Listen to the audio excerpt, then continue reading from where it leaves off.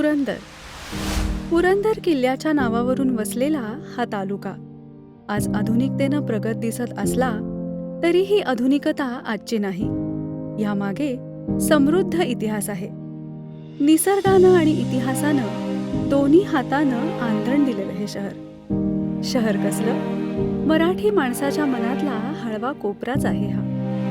बलाढ्य किल्ले, चिरेबंदी वाडे, मंदिरं, पर्वतरांगा, हजारो वर्ष जुनी झाडं, छत्रपती शिवाजी महाराज आणि छत्रपती संभाजीराजे यांच्या पदस्पर्शानं पावन झालेली माती. सासवडे गाव इतकं जुनं प्रसिद्ध आहे. 7 वड होते आणि त्याच्याहून सासवडे नाव पडलं. मुळातच पुरंदर हे नाव ऐतिहासिक आहे, गडावरून पडलेलं आहे. पुरंदर नावाचं गाव नाही, सासवडे तालुक्याचं ठिकाण आहे. जिथे पुरंदरचा उल्लेख आला तिथे सासवडचा उल्लेख येणार नाही असं शक्यच नाही. हे सह्याद्रीचे 2 बलदंड बाहूच आहेत असं म्हणायलाही हरकत नाही. दुसरे छत्रपती संभाजी महाराज यांचा जन्म 1657 साली पुरंदर किल्ल्यावर झाला आणि 1751 साली सवाई माधवरावांचाही जन्म पुरंदर झाला. छत्रपतींनी पहिली लढाई त्यांनी मोगलांच्या विरोधातली केली ती बेलसरची लढाई. आणि सुदैवानं लहान वयामध्ये छत्रपतींचं वय 20-21 वर्षाचं असावं. पहिलीच लढाई जिंकली असं एक पवित्र ठिकाण म्हणजे बेलसर, पुरंदर तालुका, पुरंदर किल्ला, वज्रगड असं एक ऐतिहासिक फार मोठी पार्श्वभूमी आहे. पेशव्यांच्या जे तोफखान्याचे प्रमुख होते भिवाजीराव पानसे हे सुद्धा सोनवरीचेच. समोरच पाहिलं तर तुम्हाला इथूनच तो किल्ला नजरेसमोर दिसेल.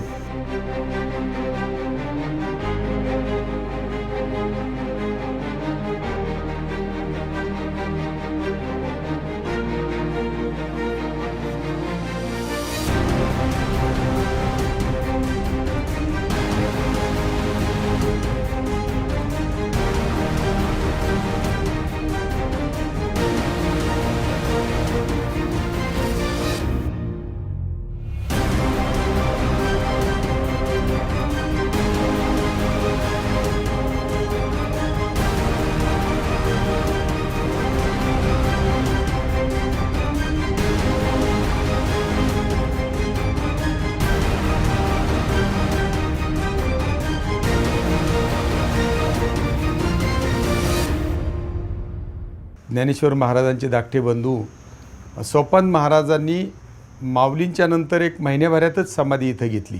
माऊलीची पालखी या सोपान देवाचं गाव असल्यामुळे इथून जाते शेकडो वर्षापूर्वीपासून.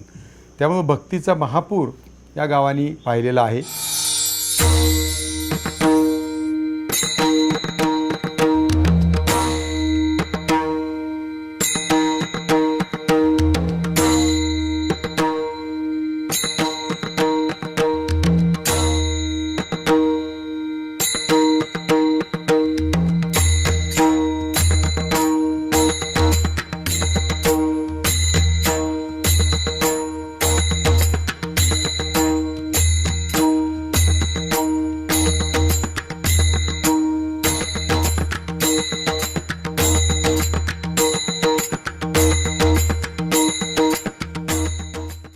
आणि पर्यटनाच्या बाबतीत तर काहीच बोलायच नको. वटेश्वर, संगमेश्वर, सिद्धेश्वरी मंदिरं आणि वाहणारी करा नदी.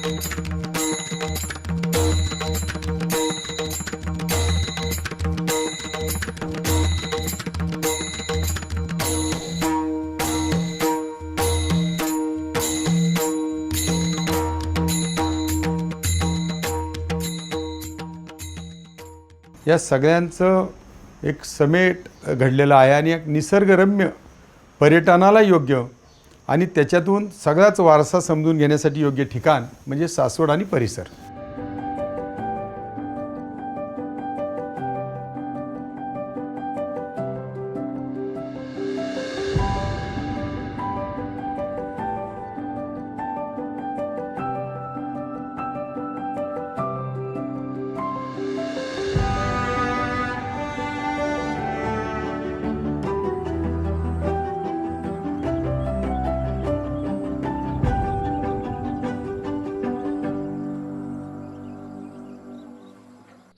तशी इथे थोड्या मोठ्यांची जणू रासच लागली आहे. उमाजी नाईक, लहूजी साळवे, होनाजी बाळा, सगन भाऊ, सरसेनापती वीरबाजी पासलकर, सरदार गोदाजी जगताप, गणोजी दरेकर, पिलाजी जाधवराव, किती किती नावं घ्यायची. एक एक माणूस बुरजासारखा, कधीही न ढासळणारा. इतकंच काय तर असं म्हणतात की इथल्याच 52 सरदारांच्या जीवावर पेशवाई तगली.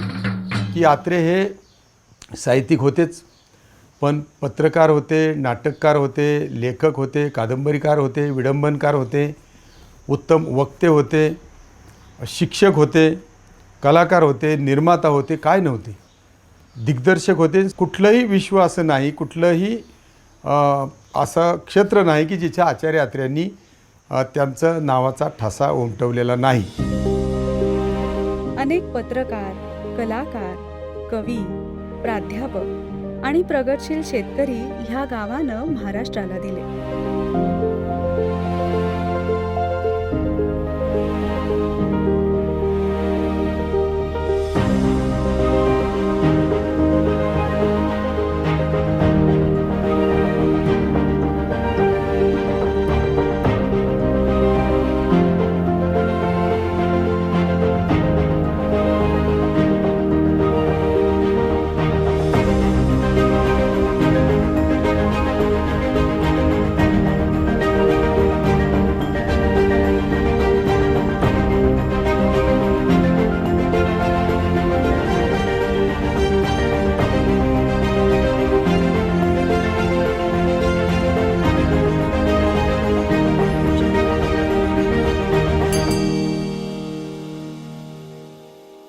छत्रपती शिवाजी महाराज, संभाजी महाराज आणि नंतरच्या काळात साहित्य सम्राट आचार्य अत्रे या तिन्ही बाबींच्यामुळं पुरंदर तालुक्याला प्रचंड महत्त्व आहे. त्यातली त्यात खंडेराया महाराष्ट्राचं कुलदैवत.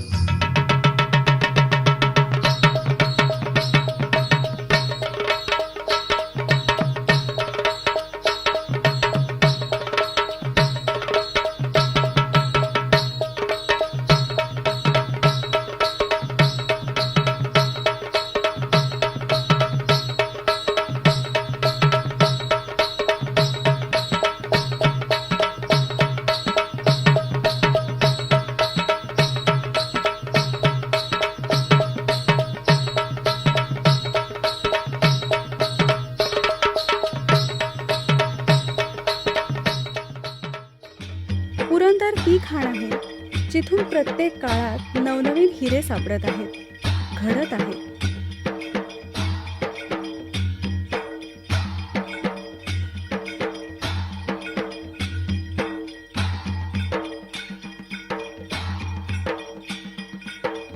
पठ्ठे बापूरावांसारखा हरहुन्नरी कलाकार ह्याच पुरंदर तालुक्याचा. त्यांनी रचलेल्या असंख्य भैरव्या, बतावण्या, लोकगीतं, लोकनाट्य, वगनाट्यांच्या मागे इथल्याच वैभव संपन्न संस्कृतीची परंपरा आहे. आणि बरेचसे असे कलाकार होऊन गेलेले आहेत. त्याच्यानंतर चित्रपट क्षेत्राचं जर पाहिलं तर आचार्य अत्रेंनी श्यामची आई नावाचा एक सिनेमा केला होता. त्याच्यानंतर महात्मा ज्योतिराव फुलेंवरती एक सिनेमा होता, त्याला एक राष्ट्रीय पुरस्कार होते सगळे, पूर्ण कमाल केलेला. त्याच्यानंतर बरेच पु ल देशपांडे जे आहेत त्यांनी गुळाचा गणपती नावाचा सिनेमा केला होता. त्याच्या पद्धतीने सिनेमाची गोष्ट किंवा लोकेशन्स इकडे चांगले आहेत. म्हणजे नद्या आहेत, पौराणिक मंदिर आहे, पुरंदरी वाडा आहे, गल्लीबोळं आहेत, टुमदार घरं आहेत किंवा निसर्गाच्या कुशीत असणारी गावं आहेत. आणि बरेच सिनेमे आता जो दिग्पाल लांजेकरांचे फक्त शिकत सिनेमा असेल, त्यांचा पावनखिंड आहे, आता शेरशिवरा आहे, हे बरेच सिनेमे इथे झालेले आहेत. किंवा रवींद्र तावडेंचा हमीराव मोहिते असेल, तर वळू सिनेमा, आता फकाट सिनेमा आता आमचा येतो. हे भरपूर सिनेमे दर महिन्याला माझ्याकडे सिनेमा असतात, मालिका आहेत किंवा तुमचे वेब सिरीज असतात, याचं कंटिन्यू शूटिंग चालू आहे.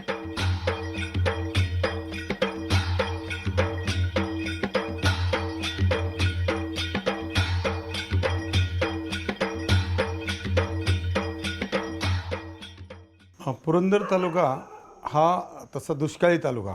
या तालुक्यामध्ये नद्या फारशा नाहीत, एक करा नदी एवढीच एक वाहते थोडी. त्यामुळे पुरंदरमध्ये पूर्वीपासूनच अंजीर, सीताफळी फळं घेणं आणि घेवडा, मिरची, टोमॅटो, कारली, कोथिंबीर या भाज्या ह्या पिकवण्याची एक प्रथा आहे. आणि सुदैवानं पुण्याचं मार्केट जवळ असल्यामुळं लोकांना पैसेही मिळत गेले.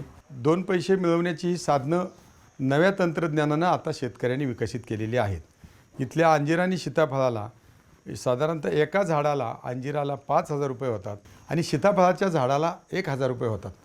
तेव्हा इतके बहादर शेतकरी आहेत. नवीन तंत्रज्ञान वापरून ठिबक सिंचनाचा वापर करून कमी जागेमध्ये कमी खर्चामध्ये अधिक उत्पन्न घेण्याची एक प्रथा या पुरंदर तालुक्यात सुरू झालेली आहे. काही ठिकाणी बागायती क्षेत्र आहे, काही ठिकाणी जिरायती क्षेत्र आहे.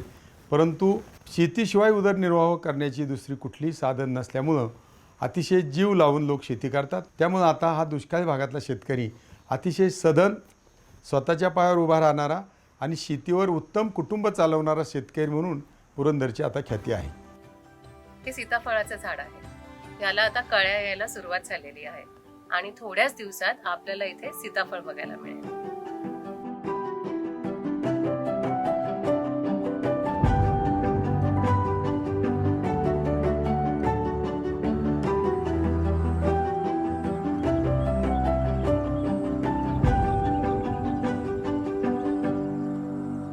तरुण पिढी शेती करते, त्याच्यामुळे मग तरुणांकडून अजून जिज्ञासू वृत्तीने आधुनिक पद्धतीने शेती करता येत आहेत. त्याच्यामध्ये फळांची लागवड आपल्या इकडे चांगल्या पद्धतीची आहे. सीताफळापासून गर वेगळा काढतात, त्याचा पल्प, त्याच्या ज्या सेगमेंट आहे त्या सेगमेंटला फार चांगली डिमांड आहे. वाडीलाल कंपनी आहे, हॅव मोर कंपनी आहे, त्या सगळ्यांना जो पल्प सप्लाय होतो तो पल्प हा पुरंदरच्या सीताफळाचा असतो. अंजिराचं पॅकेजिंग करण्याचं काम आता इथं सुरू झालंय, की जे आपण पोस्ट हार्वेस्ट टेक्नॉलॉजी जे म्हणतो, त्याच्या बॉक्सेसमध्ये पॅकिंग करणे आणि ते बाहेरपर्यंत पाठवणे. ते एअर कार्गोनी ते दुबई किंवा युरोपपर्यंत इथली अंजिरं आतापर्यंत गेलेली आहे. पालखी महामार्ग पुण्यापासून जो पुणे ते पंढरपूरला जाणारा जो मार्ग आहे तो इथं होतोय आणि तो आता नॅशनल हायवे म्हणून त्याचं डिक्लेरेशन झालं. या सगळ्या साधनांचा जर चांगला उपयोग करून घेता आला तर फार चांगल्या पद्धतीने मला पुरंदर हा होईल हे खात्रीने सांगूशी वाटतं. पुरंदर ही दुष्काळी स्थितीतला तालुका असला तरी बुद्धीची श्रीमंती या तालुक्यामध्ये आहे. आणि आचार्य अत्र्यांनी आवर्जून उल्लेख केला आहे पवित्र भूमी सारी पुरंदराची, जागा पराक्रमाची त्या थोर पूर्वजांची, भंडारा जेजुरीचा लावून या कपाळा, जिंकावया मराठा येथून या निघाला, पाणी करा नदीचे आम्हा जिवंत ठेवी, सोपान देव आम्हा कैवल्य धामधामी. मला असं वाटतं की सोपान देव, आचार्य अत्रे, पौराणिक मंदिरं, उत्तम शेती, चांगले शेतकरी, जेजुरीचा खंडोबा ही सगळीच दैवतं पुरंदरला लाभलेली आहेत. म्हणून पुरंदर हा पर्यटनासाठी, स्वातंत्र्य चळवळीसाठी ऐतिहासिक पार्श्वभूमी म्हणून सुद्धा अतिशय आदर्श असा एकमेव तालुका आहे. आणि अशा तालुक्यातले आम्ही सगळे लोक भाग्यवान आहोत याचा आम्हाला आनंद वाटतो.